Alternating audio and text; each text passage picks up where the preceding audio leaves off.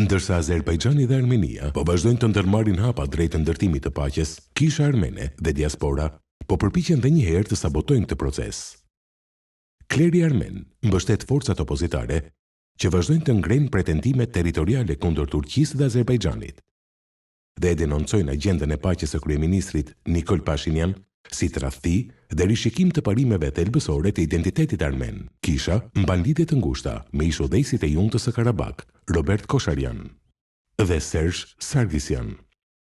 Kryepeshkopi Bagrat Galstian, i dioqezës së Tavushit, është përpjekur të organizojë protesta kundër procesit të përcaktimit të kufirit me Azerbajxhanin.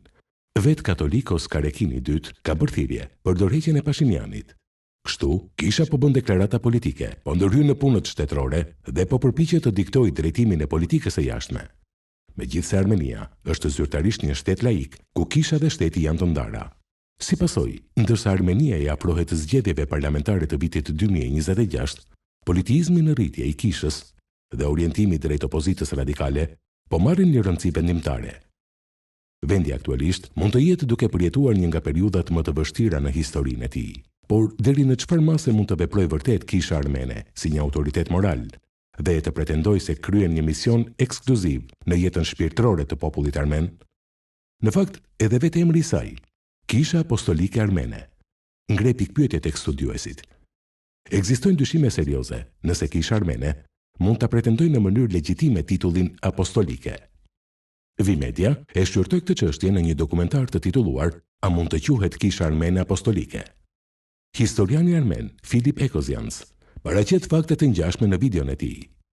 Ekozians thekson se historianët vendas armen të një periudhe relativisht të vonë janë përpjekur të bindin audiencën se apostujt Shën Bartolomeu dhe Shën Tadeus predikuan në Armeni. Kjo legjend me sa duket hyri në traditën armene në një fazë të mëvonshme përmes burimeve greke dhe është bërë aq dominuese sot sa kreu i kishës armene pretendon se ulet në fronin e Shën Tadeus. Me fjalë të tjera, origjina apostolike e kishës armene bazohet në legjend dhe jo në dëshmi të dokumentuara të shekullit të parë, siç është rasti edhe me shumë kisha të tjera të lashta, si ajo romake, e Aleksandrisë dhe Antiokisë.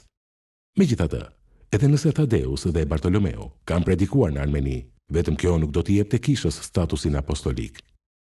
Trashëgimia apostolike kërkon një linjë hierarkike të pandërprerë të shugurimit të peshkopëve që daton drejt për drejt tek apostujt e parë të Krishtit. Dhe një vazhdimsi e tillë nuk ekziston brenda kishës armene. Siç e vëren Ekozians, Vatikani pranon se historia e krishtrimit në Armeni përqendrohet rreth Shën Grigorit, ndriçuesit, dhe madje thot se në të Armenia pati apostullin e saj. Megjithatë, Grigori, ndriçuesi, nuk ishte kurrë apostull.